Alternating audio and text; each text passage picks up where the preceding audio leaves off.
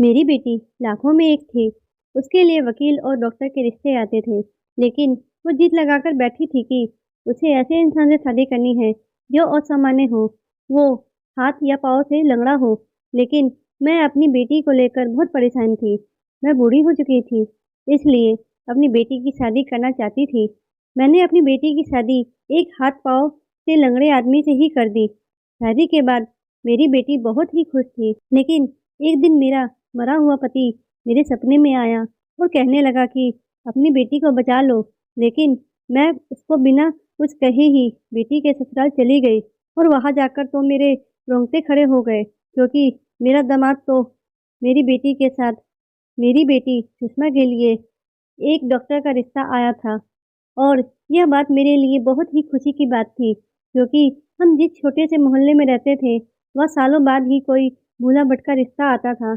वरना यहाँ तो किसी किराने की दुकान वाले का रिश्ता आ गया या किसी रिक्शा ड्राइवर का।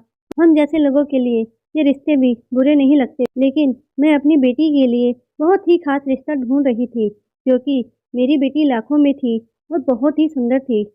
मैं लड़की की फ़ोटो हाथ में लिए अपनी बेटी के कमरे में आ गई, तो उसे बहुत ही उदास पाया। ऐसा लगा जैसे वो किसी गहरी सोच में गुम हो। मैं बोली, सुषमा, बेटा क्या बात है? तुम परेशान क्यों हो? कहने लगी, काश मेरे सर पर मेरे पापा का साया होता, तो मैं कितनी खुशनसीब लड़की होती। मैं बोली, सुषमा, तुम्हें न जाने क्या हो गया है। तुमने पहले तो कभी ऐसी बात नहीं की। तो उसने उदासी से अपना सर झुका लिया। फिर मैं बोली, अच्छा, ज़्यादा उदास होने की ज़रूरत नहीं है। देखो तुम्हारे लिए कितने प्यारे से लड़के का रिश्ता आया है। और तो और, लड़का डॉक्टर भी है। उसने खाली-खाली निगाहों से मेरा चेहरा देखा और बोली, मम्मी, क्या ये लड़का लंगड़ा है? सुषमा की बात सुनकर मैं हैरान थी। मैं बोली, नहीं सुषमा, ये लड़का लंगड़ा नहीं है। मेरी बात सुनकर सुषमा बोली, तो फिर इस लड़के से शादी नहीं कर सकती। मैं बोली, ये तुम क्या बकवास कर रही हो? सुषमा, तुम मुझे और ज़्यादा परेशान मत करो। किसी दिन मेरा पारा चढ़ गया ना, तो तुम सोच भी नहीं सकती मैं तुम्हारे साथ क्या सलूक करूँगी। मैंने आज तक तुम्हारे जैसी लड़की नहीं देखी। पहले तुम्हारे लिए एक इंजीनियर का रिश्ता आया, तो तुमने उसको भी इनकार कर दिया। और यहाँ तक एक फैक्ट्री मालिक का रिश्ता भी आया, तुमने उसको भी इनकार कर दिया। फिर तुम चाहती क्या हो? तुम्हें क्या समस्या है? तुम जानती हो, ऐसे रिश्ते के लिए लड़कियां मन्नतें मुरादें मांगती है, तब कहीं जाकर ऐसे पति लड़कियों को मिलते हैं। मगर तुम तो बहुत ही अजीब हो, जो घर आई रिश्ते को इनकार कर रही हो। मैं तो पहले तुम्हारी बात में आ गई थी, लेकिन अब नहीं आऊँ तो ऐसे रिश्ते के लिए हाँ करा के ही रहूँगी। सुषमा मेरी बातें सुनकर फुट-फुट कर रोने लगी। बोली, काश आज मेरे पापा होते तो कोई मेरी मर्ज़ी के खिलाफ जाने की बात नहीं करता। मैं सुषमा को रोता हुआ नहीं देख सकती थी। वह मेरी बहुत ही प्यारी बेटी थी और मेरी ज़िंदगी की इकलौती खुशी थी। उसके आँसुओं के आगे हमेशा से ही मैं मजबूर हो जाया करती थी। आज भी मेरा दिल पिघल गया, तो मैं बोली, क्या हो गया सुषमा? तुम एक लंगड़ा इंसान से शादी क्यों करना चाहती हो? सुषमा बोली, मम्मी, मुझे बेवफाई से बहुत डर लगता है। खूबसूरत और जवान मर्दों के लिए तो और औरतें होती हैं, मगर आप सोचो, मम्मी, एक ऐसा इंसान जो हर जगह से दुत्कारा गया हो, उसे कोई प्यार ना करता हो, जब मैं उसका सहारा बन जाऊँगी, तो वो मेरी कितनी कद्र करेगा? वो मुझे छोड़ने का सोच भी नहीं पाएगा। मम्मी, मेरा पति उम्र भर मेरा होकर रहेगा और हमेशा मुझसे वफ़ा करेगा, और फिर इस तरह तो भगवान भी मुझसे राज़ी हो जाएँगे, और अगर मैं किसी का सहारा बनी, तो भगवान मेरा सहारा बन जाएँगे। आप ये समझ लो कि मैं यह सब भगवान को खुश करने के लिए ही कर रही हूँ। सुषमा की बात सुनकर मैं उसकी शक्ल देखती रह गई थी। फिर कुछ भी कहे बिना उठकर मैं कमरे से बाहर आ गई। मेरी बेटी पहले तो बहुत ही खुशमिजाज हुआ करती थी, बहुत ही चंचल हुआ करती थी, मगर अपने बाप के मरने के बाद से वो बहुत ही उदास रहने लगी थी। छोटी-छोटी सी बातों को भी दिल पर ले लिया करती थी और ऐसी-ऐसी बातें सोचने लगी थी, जो आप लोग तो सोच भी नहीं सकते थे। यह बात है कि सुषमा दूसरों के एहसास को समझती थी, मगर मैं यह बात सोचकर डर जाया करती थी कि जिस इंसान को खुद सहारे की ज़रूरत हो, वो मेरी बेटी का सहारा कैसे बनेगा? वो मेरी बेटी का दुःख दर्द में कैसे साथ देगा? पहले उसने बाप के बगैर ज़िंदगी गुज़ारी, अब एक ऐसे पति के साथ ज़िंदगी गुज़ारेगी जो उसका ख़्याल भी नहीं रख सकता, जो उसके साथ चल भी नहीं सकता। मैंने कुछ समय के लिए इस बात को छोड़ दिया था। मैंने सोचा कि कुछ दिन गुज़र जाएँगे तो मैं सुषमा से दोबारा बात करने की कोशिश करूँगी, अपनी दलीलें उसके सामने रखूँगी। हो सकता है कि वो मेरी बात मान ले। इस काम के लिए मैंने सुषमा को 2-3 दिन का समय दिया था कि अच्छे से सोच समझ ले, तभी कोई फैसला करे। इस बात को 3-4 दिन गुज़र चुके थे। इस बारे में मैं सुषमा से बात करने ही चाहती थी, लेकिन इससे पहले ही शायद कुदरत को कुछ और ही मंज़ूर था। चौथे दिन सुबह से ही मेरी तबीयत खराब थी। बार-बार मेरा दिल घबरा रहा था और ठंडे-ठंडे पसीने भी आ रहे थे। मैंने दिल में सोचा कि सुषमा को कह दूँ कि मुझे किसी डॉक्टर के पास लेके चले, मगर फिर ख़्याल आया कि मेरी बच्ची तो बहुत नाज़ुक-सी है, वो मेरी तकलीफ़ और परेशानी देखकर घबरा जाएगी। इसलिए मैं खुद से ही सारी तकलीफ़ सहती रहती थी। तभी मेरे बाजू में दर्द होने लगा और बाजू से होता हुआ सीने तक जा रहा था। अचानक मेरी आँखों के सामने अंधेरा छाने लगा और मेरे कानों में साई-साई होने लगी थी। जब मेरी आँखें खुली तो मैंने खुद को नलियों और अलग-अलग तरीके की मशीनों में जकड़े हुए पाया था। एक बार फिर से मेरी आँखों के सामने अंधेरा हो गया था। अगली बार जब मुझे होश आया तो मुझे बहुत ज़्यादा दर्द महसूस हो रहा था। दर्द के मारे मैं कहराने लगी थी। एक नर्स भागकर मेरे पास आई थी।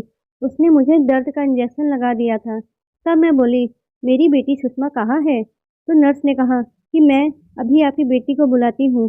थोड़ी देर बाद सुषमा मेरे पास आ गई थी। वो मेरी हालत देखकर रोती जा रही थी। फिर कहने लगी, मम्मी, आप इतनी तकलीफ़ में थी और आपने मुझे बताया भी नहीं। सब कुछ अकेले ही बर्दाश्त करती रही। मम्मी, आपने ऐसे क्यों किया? माँ, आपको इतना बड़ा हार्ट अटैक हुआ है कि आपकी जान भी जा सकती थी। मम्मी, आप मुझे किसके सहारे छोड़कर जाने वाली थी? मुझसे सुषमा की तकलीफ़ बर्दाश्त नहीं हो रही थी। मैंने उसे दिलासा देने के लिए अपने हाथ आगे करने चाहा, लेकिन कमज़ोरी इतनी थी कि हाथ भी नहीं उठे और ना ही बोला जा रहा था। नर्स ने मुझे आराम करने को कहा था। मैं चुपचाप लेट गई। सुषमा को भी नर्स बाहर ले गई थी। अब मैं खुद से ही सवाल पूछ रही थी, जो थोड़ी देर पहले सुषमा ने मुझसे पूछे थे। मेरे अलावा उसका इस दुनिया में कोई नहीं था।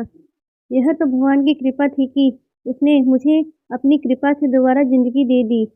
अब मैंने सोच लिया था कि जैसे ही मैं ठीक होकर घर जाऊँगी, मैं डॉक्टर के माँ-बाप को बुलाकर रिश्ता पक्का कर दूँगी। कुछ ही दिनों बाद मुझे हॉस्पिटल से छुट्टी मिल गई थी।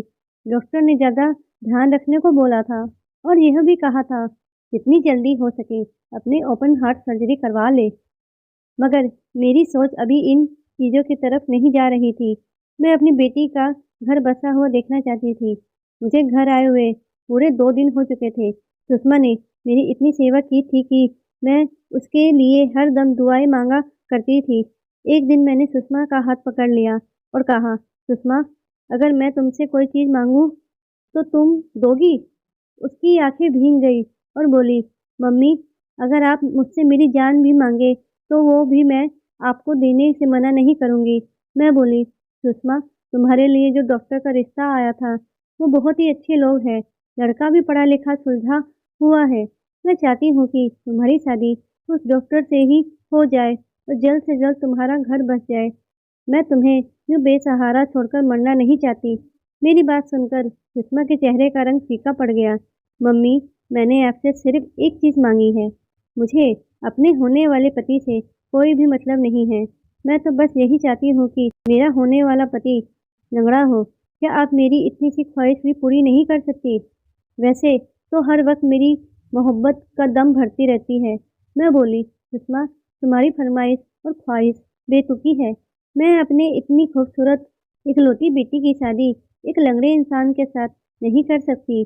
मेरी बात सुनकर सुषमा बोली, चाहे आपकी बेटी ज़िंदगी भर कुंवारी ही रह जाए। सुषमा की ज़िद देखकर मैं काँप गई। सुषमा में उसके बाप की झलक आती थी। उसका बाप भी तो ऐसे ही ज़िद्दी मिजाज के थे। सुषमा की ज़िद को देखते हुए मैं समझ चुकी थी कि सुषमा अपनी ज़िद से पीछे हटने वाली नहीं है। मजबूर होकर मैंने ही हथियार डाल दिया। अगर मैं हथियार नहीं डालती, तो फिर मेरी बच्ची ज़माने की ठोकरें खाने के लिए रह जाती। मेरी ज़िंदगी का क्या भरोसा था? आज हूँ, कल ना रहूं। फिर मेरे रिश्ते करने वाले उसी औरत से कहा जो डॉक्टर का रिश्ता लेके आई थी। मैंने उसे कहा कि तुम अब मेरे घर किसी भी डॉक्टर या इंजीनियर का रिश्ता लेकर मत आना। तुम मेरी बेटी सुषमा के लिए किसी लंगड़े लड़के का रिश्ता लेकर आना। मेरी बात सुनकर वो औरत मुझे हैरत से देखने लगी और बोली, ये कैसी बात कर रही हो? कैसी माँ हो तुम? तुम्हारी बेटी तो लाखों में एक है। जो भी तुम्हारी बेटी को देखता है उससे शादी करने की ख्वाहिश रखता है। फिर तुम अपनी बेटी की शादी एक लंगड़े लड़के से क्यों करना चाहती हो? उस औरत की बात सुनकर मैं उदास हो गई और उस उदासी से बोली, मैं मजबूर हूँ। मेरी बेटी सुषमा किसी भी रिश्ते के लिए हाँ नहीं करती है। बस उसे शादी करनी है तो किसी लंगड़े लड़के से ही करनी है। मैं न जाने कब से उसे समझा रही हूँ, लेकिन वो अपनी जिद पर अड़ी हुई है। मेरी बात सुनकर वो औरत बोली, ठीक है, मैं तुम्हारी पसंद का कोई रिश्ता देखती हूँ।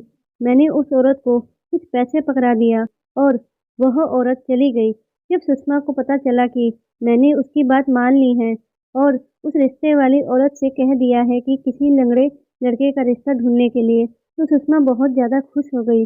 खुशी से मेरे गले में पड़ते हुए बोली, मम्मी, आप बहुत अच्छी हैं, मेरी हर बात मानती हैं। सुषमा की बात सुनकर मैं थोड़ा नाराज़गी से बोली, काश तू भी मेरी बात मानती तो कितना अच्छा होता। सुनकर सुषमा बोली, मम्मी, ऐसे खुशी के मौके पर मुझे उदास मत करें। मैं तो आपकी सारी बात मानती हूँ। मेरी बेटी सुषमा जो हर वक्त सोच में गुम रहती थी, आज कितना ज़्यादा चहक रही थी। हर वक्त उदास रहने वाली सुषमा के चेहरे पर खुशियाँ लौट आई थी और सुषमा के खुश रहने से मेरे घर में भी तितलियाँ सी उड़ने लगी थी। मेरे घर का माहौल खुशहाल हो गया था, लेकिन मैं अपनी बेटी के बारे में ही सोचती रहती थी कि पता नहीं आगे इसके साथ क्या होगा। मैंने सोचा कि रिश्ता मिलने में वक्त लगेगा, लेकिन मेरी उम्मीद से उल्टा हुआ, क्योंकि रिश्ता जल्द ही मिल गया। तीसरे चौथे दिन ही रिश्ता कराने वाली हमारे घर आई। सुषमा उठकर फौरन किचन में चली गई और चाय बनाने लगी। मुझे ऐसा लगा कि सुषमा पहले से ही उसका इंतजार कर रही थी। मैंने उस औरत को बिठाया, बोली, आओ माया, कैसी हो? क्या कोई रिश्ता मिला? वो बोली, दीदी, मैंने तो आपको न जाने कितने अच्छे रिश्ते दिखाए, लेकिन आपको इतने अच्छे-अच्छे रिश्ते पसंद नहीं आए। फिर मैंने आपके कहने के मुताबिक आपकी मर्ज़ी का लड़का ढूँढ दिया है। लड़के की ख़ासियत क्या बताऊँ? बस लड़का लंगड़ा है, इससे ज़्यादा उसमें कोई और नया बात नहीं। माया की बात सुनते ही सुषमा बोली, आंटी, हमें और कुछ चाहिए भी नहीं। मुझे तो लड़के की तस्वीर भी नहीं देखनी। बस मुझे इतना ही चाहिए था कि लड़का लंगड़ा होना चाहिए और वो मुझे मिल गया। सुषमा सारी बातें खुशी-खुशी खुद ही किए जा रही थी। इससे पहले तो माया कोई भी रिश्ता लेकर तो सुषमा के पास भी नहीं भटकती थी, लेकिन आज जैसी खुशी उसके चेहरे पर तपी पड़ रही थी। मैंने पूछा, माया, लड़का क्या करता है? माया बोली, एक लंगड़ा लड़का भी कर भी क्या सकता है? कभी-कभी अपने बाप की किराने की दुकान पर जाकर बैठ जाता है। इसके अलावा उनका घर भी छोटी सी गली में है और बहुत पुराना बना हुआ है। बस किसी तरह अपनी ज़िंदगी की गाड़ी को खींच रहे हैं। उस लड़के के बारे में मैंने आपको सब कुछ साफ-साफ बता दिया है। अब आगे आपकी मर्ज़ी। लड़के की हालत सुनकर मैं थोड़ा चिंतित हो गई थी। मैंने कहा, माया, तुम कोई दूसरा लड़का ढूँढ लो। भले ही लड़का लंगड़ा हो, लेकिन अच्छे खाते-पीते घराने का तो हो। मैं अपनी बेटी की शादी इतने गरीब घर में नहीं कर सकती।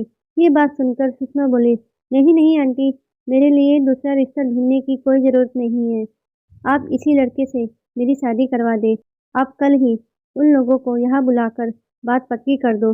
मैंने गुस्से से सुषमा को डाँटा। सुषमा, हम कोई दूसरा लड़का देख लेंगे। मेरी बात सुनकर सुषमा बोली, नहीं मम्मी, जो रिश्ता आ गया सो आ गया। आप इसी रिश्ते को ओके करते हैं। मजबूर होकर मैंने माया से कह दिया कि कल लड़के वालों को यहाँ पर बुला लो। मैंने सोचा था जब लड़के वाले आएंगे तो कुछ न कुछ कमी निकाल कर मैं मना कर दूंगी, लेकिन जब अगले दिन लड़के वाले आए तो मैं उन लोगों को देखकर चौंक गई। वो तो गरीबी की हालत से बहुत ज़्यादा जूझ रहे थे। बोलने चलने के अंदाज से भी गंवारपन झलक रहा था। मैंने सुषमा से कहा, अभी भी सोच लो, तुम्हारे पास अभी टाइम है। लेकिन सुषमा नहीं मानी। उसकी आंखों पर पता नहीं कौन सी पट्टी बंधी हुई थी। उसने कहा, मुझे ये रिश्ता पसंद है। आप उन लोगों को हाँ कर दो। अब मुझे समझ आया था कि माँ-बाप अपनी औलाद के सामने कैसे मजबूर हो जाते हैं। कुछ दिनों से मेरी तबीयत खराब लगने लगी थी। सीने में हल्का-हल्का दर्द रहने लगा था। मुझे लगने लगा था कि जैसे यह दर्द मेरी जल्दी ही जान लेकर छोड़ेगा। बस इसी डर के चलते मैंने शादी के लिए हाँ कर दी। लड़के वाले गरीब तो थे ही, लेकिन कहने लगे कि शादी बहुत ही सादगी से करेंगे। ना आप अपनी तरफ से दहेज का इंतज़ाम करें और ना ही हम अपनी तरफ से कुछ कर पाएँगे। मैंने कभी नहीं सोचा था कि मैं अपनी लाडली इकलौती बेटी की शादी ऐसे करूँगी। एक तो मेरी बेटी मुझे छोड़कर जा रही थी और ऊपर से ये रिश्ता भी मुझे बिल्कुल पसंद नहीं था। 8 दिन के बाद शादी थी। शादी का इंतज़ाम तो करना नहीं था, बस जैसे-तैसे करके दिन निकल गए और फिर सुषमा की शादी हो गई। सुषमा अपने ससुराल चली गई। मैं अपने दिल को समझाती रह गई। सुषमा की जुदाई मुझसे बर्दाश्त नहीं हो रही थी, लेकिन दिल को समझाया कि यह तो दुनिया का दस्तूर है, बेटियाँ तो पराया धन ही होती हैं। एक ना एक दिन अपने माँ-बाप को छोड़कर चली ही जाती है। पूरी रात मैं सुषमा की खुशियों की दुआएँ माँगती रही। सुबह उठते ही मैंने सबसे पहले नाश्ता बनाया और पैक करके सुषमा के ससुराल चली गई। हमारे यहाँ एक रिवाज होता है कि शादी के दूसरे दिन दुल्हन के ससुराल से नाश्ता जाता है, तो ये रस्म मुझे पूरी करनी थी। सुषमा के ससुराल पहुँचकर और वहाँ के हालत देखकर दिल को धक्का लगा था। उन लोगों के हालत तो बहुत ही खराब थे। टूटा-फूटा 2 कमरों का मकान था। घर में साफ-सफाई भी नहीं थी और उसकी सास भी बहुत ही अजीब औरत थी। मुझे देखकर उसने इंसानियत के नाते भी नहीं कहा कि बैठ जाओ, उल्टा मुँह बनाकर कहने लगी, बहन जी, हम लोग गरीब हैं, रोज़-रोज़ मेहमान अफ़ोर्ड नहीं कर सकते। अगर आप रोज़-रोज़ हमारे घर आएँगे तो सोच लेना, परेशानी आपकी बेटी को ही होगी। सुषमा पास ही खड़ी अपनी सास की बातें को सुन रही थी, लेकिन वह कुछ भी नहीं बोली। मैं बोली कि मैं तो यहाँ नाश्ता पहुँचाने आई थी, यह रस्म होती है। अच्छा, मैं अब चलती हूँ। जब मैं जाने लगी तो सुषमा मेरे गले लग गई। उसकी आँखों में आँसू थे। बोली, मम्मी, मैं आपकी अच्छी बेटी साबित नहीं हुई। मैंने आपको बहुत दुःख दिया है। मैंने सुषमा की आँखों से आँसू साफ किया और कहा, सुषमा, मुझे कोई शिकायत नहीं है। बस तुम अपने घर में खुश रहो। भगवान तुम्हारा नसीब अच्छा करे। सुषमा बोली, मम्मी, आप मेरी एक बात मानेंगी? मैंने हाँ में सिर हिला दिया। सुषमा बोली, आप मेरी ससुराल में मत आना। जब ये लोग आपकी बेइज़्ज़ती करते हैं तो मुझे अच्छा नहीं लगता। मैं खुद ही आपसे मिलने आया करूँगी। मैंने हाँ में सर हिलाया और कहा, सुषमा, अपना ध्यान रखना। और यह कहकर मैं घर वापस आ गई। सुषमा के सामने बहुत हौसला दिखाया था। अपने आँसुओं को कैसे रोका था, नहीं जानती थी। लेकिन घर आकर मैं खुद पर कंट्रोल नहीं कर पाई। मैं फूट-फूट कर रोने लगी। मेरी बेटी ने खुद ही अपने पैरों पर कुल्हाड़ी मारी थी और अब इसमें मैं कुछ भी नहीं कर सकती थी। सुषमा के बिना घर सूना-सूना लगता था। कभी-कभी मोहल्ले की औरतें आ जाया करती थी, तो मन थोड़ा बेहतर हो जाता था।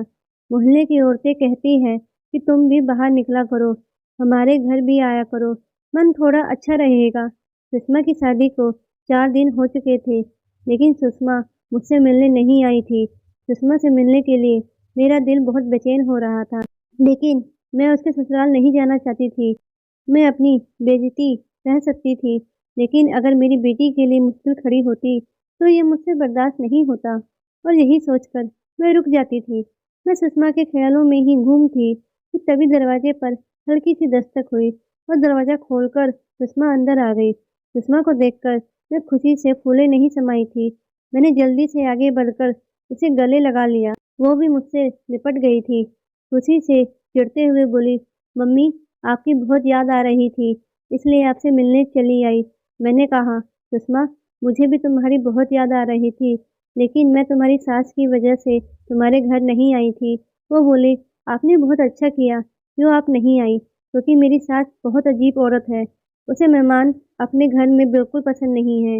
हालाँकि मेहमान तो भगवान के रूप होते हैं, लेकिन पता नहीं मेरी सास को मेहमान क्यों नहीं पसंद।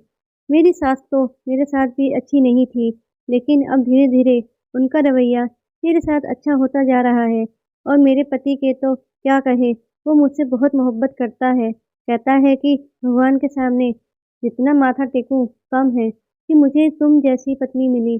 सुषमा के चेहरे से खुशी झलक रही थी। मैं सुषमा के चेहरे को पढ़ने की कोशिश कर रही थी कि सुषमा जो कुछ कह रही है वो सच है या झूठ। लेकिन लाख बार खोजने के बावजूद भी मैं सुषमा के चेहरे पर झूठ नहीं खोज पा रही थी। मुझे उसकी खुशी सच्ची मालूम पड़ती थी। हम दोनों माँ बेटी बहुत देर तक बैठे बातें करते रहे। फिर सुषमा बोली, मम्मी, मुझे आपसे शाही पनीर बनाना सीखना है। मेरे पति राघव को बहुत पसंद है। हम दोनों माँ बेटी किचन में आ गए। मैं उसे शाही पनीर बनाना बता रही थी। मैंने पूरी तरीके से सुषमा का जायजा लिया, लेकिन मुझे सुषमा की खुशी सच्ची ही मालूम पड़ी। मैंने सुकून का सांस लिया कि जो भी हो, सुषमा अपने ससुराल में बस खुश रहे। हम दोनों माँ बेटी ने शाम को खाना खाया और कुछ शाही पनीर सुषमा के डब्बे में पैक करके राघव के लिए भी लेकर गई। उसकी बातों से लग रहा था कि वो राघव से बहुत प्यार करती है और राघव भी उसको बहुत चाहता है। सुषमा चली गई तो मैं भी आराम करने के इरादे से अपने कमरे में आ गई। लेकिन रात को कुछ अजीब हादसा हुआ। जब मैंने सपने में अपने पति को देखा, मेरा पति रो रहे थे। वो कह रहे थे, हमारी बेटी सुषमा को बचा लो। मैं एकदम हड़बड़ा कर उठ बैठी थी। आखिर सुषमा के पापा ऐसा क्यों बोल रहे थे? अब तक मैं सुषमा की तरफ से इम्तिनान से थी कि सुषमा खुश है। फिर मैंने सोचा, हो सकता है सुषमा को लेकर इतने दिनों से परेशान थी, इसलिए मुझे ये सपना आया हो। मैं सर झटक दिया और दोबारा सो गई। अब सुषमा की तरफ से भी मैं सुकून से थी। सुषमा से मैंने बोल दिया था कि हर तीसरे चौथे दिन मुझसे मिलने के लिए आ जाया करना। अपनी बेटी को खुश देखकर मुझे बहुत सुकून मिलता था। लेकिन अजीब बात थी कि मैं अपने पति को सपने में कई बार देख चुकी थी। हर बार मुझे परेशान ही दिखते थे। अपनी बेटी को लेकर परेशान होते थे। अपने पति के रोज-रोज सपने में आने से मैं परेशान हो चुकी थी। अपने दिल की तसल्ली के लिए मैंने सुषमा से भी पूछा कि सुषमा, सच-सच बता, तू अपने ससुराल में खुश तो है ना? सुषमा ने मुझे यकीन दिलाया कि मम्मी, मुझे मेरे ससुराल में कोई तकलीफ नहीं है। मैं बहुत ज़्यादा खुश हूँ। आप मेरी बिल्कुल भी चिंता ना करो। 2-3 दिन के बाद जब मुझे सुषमा के पापा फिर सपने में दिखाई दिए, तो फिर मैं बहुत ज़्यादा बेचैन हो उठी। अगले दिन मैंने सोचा कि क्यों ना खुद अपनी आँखों से चलकर देख लूँ कि सुषमा अपने ससुराल में कैसी रहती है। मैं बिना बताए ही सुषमा के ससुराल पहुँच गई, लेकिन यह देखकर दंग रह गई कि दरवाजे पर बड़ा-सा ताला लटक रहा था। मुझे बहुत ज़्यादा चिंता होने लगी। लकड़ी का पुराना गेट था, कहीं-कहीं से टूटा हुआ था। दरवाजे के छेद में से मैंने झाँक कर देखा तो अंदर ऐसा लगा जैसे भूतों का डेरा हो। वहाँ किसी के भी रहने के आसार नज़र नहीं आ रहे थे। मैं बहुत ज़्यादा घबरा गई। मैंने आस-पड़ोस में मालूम किया तो उन लोगों ने ऐसी बात बताई जिसे सुनकर मैं और भी ज़्यादा परेशान हो गई। उन लोगों ने बताया कि यह तो न जाने कब से खाली पड़ा है। कुछ समय पहले कुछ लोग यहाँ रहने लगे थे। अपने बेटे की शादी करने आए थे। शादी होने के फ़ौरन बाद वो चले गए थे। जब मैंने पूछा कि वो लोग कहाँ गए, आपको कुछ पता है? तो सबने यही कहा कि हमें उन लोगों के बारे में कुछ नहीं पता। बहुत ही अजीब से लोग थे। किसी से बातचीत करना बिल्कुल पसंद नहीं करते थे। इसलिए हम भी उन लोगों से बहुत कम बोलते थे। यह सब कर तो मेरा दिल बैठ गया था। हे भगवान! पता नहीं मेरी बेटी किन लोगों में फँस गई है। मैं गिरते-पड़ते घर पहुँच गई। मुझे कुछ भी समझ में नहीं आ रहा था कि क्या करूँ? मेरी बच्ची का कुछ अता-पता नहीं था। मैंने ये 2 दिन बहुत ही मुश्किल से गुज़ारे कि तभी सुषमा तीसरे चौथे दिन मुझसे मिलने के लिए आ पहुँची। लेकिन मैंने सुषमा पर ज़ाहिर नहीं होने दिया कि मैं उसके ससुराल गई थी। हर बार की तरह सुषमा आज भी बहुत खुश लग रही थी। बातों-बातों में मैंने उससे कहा, सुषमा, मैं तुम्हारे घर आना चाहती हूँ। मेरी बात सुनकर सुषमा बोली, नहीं मम्मी, भगवान के लिए ऐसा बिल्कुल भी मत करना। मेरी सास का रवैया मेरे साथ बहुत अच्छा हो गया है। ऐसा ना हो कि आपके आने से वो फिर बिगड़ जाए। मैं तो आती-जाती रहती हूँ आपसे मिलने के लिए। आप परेशान क्यों होती है? शाम को सुषमा अपने घर वापस चली गई। लेकिन इस बार जब सुषमा अपने घर जाने लगी, तो मैंने चुपके से सुषमा का पीछा किया। मैं सुषमा के घर को देखना चाहती थी, उसके घर का एड्रेस लेना चाहती थी कि सुषमा कहाँ रहती है, कैसी रहती है। लेकिन सुषमा का रिक्शा एक ऐसी जगह जाकर रुका, जिसे देखकर मैं चौंक गई। सुषमा घर के अंदर जा रही थी। मैं भी जल्दी से अपने रिक्शे से उतरी और उसके पीछे-पीछे घर के अंदर दाखिल हुई। बहुत ही सुंदर बंगला था। जैसे ही सुषमा घर के अंदर दाखिल हुई, एक औरत उसे बातें सुनाने लगी। बोली, आ गई महारानी, इनका स्वागत करो। तभी सुषमा का पति बीच में आ गया। सुषमा का हाथ पकड़ते हुए बोला, बस करे मम्मी जी, सुषमा मेरी मर्जी से गई थी। और सबसे हैरत की बात तो यह थी कि सुषमा का पति राघव लंगड़ा नहीं था। वो तो अपने पैरों से चलकर सुषमा के पास आया था। अच्छा भला स्मार्ट लड़का था। तभी राघव की नज़र मुझ पर पड़ चुकी थी। वो बोला, आंटी जी, आप यहाँ? सुषमा ने भी मुझे चौंक कर देखा था। सुषमा की सास तो मुझे देखते ही गुस्से के मारे पैर पटकते हुए वहां से चली गई थी। सुषमा मुझे अचानक अपने सामने देखकर बहुत ज़्यादा डर गई थी। तो जल्दी से मेरे पास आई और हाथ जोड़ते हुए बोली, मम्मी, मुझे माफ़ कर दो। मैंने आपको धोखा दिया है, लेकिन मैं क्या करती। मैं राघव से प्यार करती थी, उसके बिना जिंदा नहीं रह पाती। लेकिन मुझे पता था कि आप मेरी शादी राघव से कभी नहीं होने देंगी, क्योंकि राघव पापा के उसी दोस्त का बेटा है जो जेल में है। इतना सुनते ही मैं गुस्से के मारे थर-थर कांपने लगी थी। सुषमा इतना बड़ा धोखा मुझे कैसे दे सकती थी? सुषमा ने अपने बाप के कातिल के बेटे से ही शादी कर ली थी। राघव के पापा और सुषमा के पापा बहुत ही अच्छे दोस्त थे। एक बार वो शिकार खेलने गए हुए थे कि तभी वहाँ दोनों की अचानक लड़ाई हो गई और राघव के पापा ने सुषमा के पापा को खाई में धक्का दे दिया, जिससे कि उनकी वही मौके पर मौत हो गई। मैं भी पुलिस को बयान दे दिया था कि मेरे पति को उनके दोस्त ने ही मारा है। मेरे बयान पर और कुछ छानबीन करके पुलिस ने राघव के पापा को पकड़ लिया था और उन्हें 15 साल की सजा हो गई थी। राघव की माँ ने मुझसे बहुत कहा था। पैर पड़ते हुए मुझसे बोली थी कि प्लीज़ बहन, अपना बयान वापस ले लो और राघव के पापा को जेल से रिहा करवा दो। मेरा पति बेकसूर है। उन्होंने तुम्हारे पति को नहीं मारा, लेकिन मैंने राघव के पापा को माफ़ नहीं किया। वह अभी भी जेल में थे और शायद यही वजह थी कि सुषमा की सास सुषमा से और मुझसे नफरत करती थी। सुषमा का पति राघव बोला, आंटी, मैं और सुषमा आपस में मोहब्बत करते थे। हम दोनों जानते थे कि आप हम दोनों की शादी नहीं होने देंगे। इसलिए सुषमा ने आपसे जिद की कि वो किसी लंगड़े लड़के से ही शादी करेगी, जिससे कि आपको शक ना हो और आप उसके लिए कोई रिश्ता न देखें। मैं अपने एक दोस्त की माँ को लेकर एक पुराने से घर में किराए पर रहने लगा और इस तरह अपने दोस्त की माँ को अपनी माँ बताकर मैंने आपके घर रिश्ता मांगा और इस तरह हमारी शादी हो गई। मेरी माँ भी इस रिश्ते के लिए तैयार नहीं थी। उन्होंने सुषमा को अभी तक अपनी बहू के रूप में स्वीकार नहीं किया है। वह जब भी सुषमा को अपने सामने देखती है तो उन्हें मेरे पापा का चेहरा याद आने लगता है, जो जेल में है। राघव की बात सुनकर मैं कुछ नहीं बोली, घर वापस गई। पहले तो सुषमा पर बहुत गुस्सा आ रहा था, इतना गुस्सा कि जी चाहा कि उससे सारे रिश्ते खत्म कर लूं। लेकिन फिर जब ठंडे दिमाग से सोचा तो लगा कि कहीं न कहीं गलती मेरी भी है। हो सकता है सुषमा के पापा की मौत एक्सीडेंट हो, क्योंकि उन दोनों में तो इतनी पक्की दोस्ती थी। फिर राघव के पापा सुषमा के पापा की जान कैसे ले सकते थे? रात भर इसी सोच विचार में रही और फिर एक नतीजे पर पहुंचकर सो गई। सुबह उठकर मैंने पुलिस को जाकर बयान दिया। मेरे बयान पर और थोड़ी सी सिफारिश पर राघव के पापा जेल से छुटकर अपने घर आ गए थे। अगले दिन सुषमा, राघव के पापा और राघव की माँ हमारे घर आए। राघव की माँ ने आते ही मुझे गले लगा लिया, रोते हुए बोली, बहन, तुमने मेरे सुहाग को बचाकर बहुत अच्छा काम किया है। के अंदर गुस्सा भरा हुआ था, लेकिन सुषमा को भला बुरा कहती रहती थी। सुषमा तो बहुत ही अच्छी और सब्र वाली बच्ची है। मैं उसे न जाने क्या-क्या बातें सुनाती रहती थी, लेकिन वो मुझे लौटकर जवाब नहीं देती थी। बहन जी, अब आप ही हमें सच्चे दिल से माफ़ कर दें, तभी हमारे दिल को सुकून मिलेगा।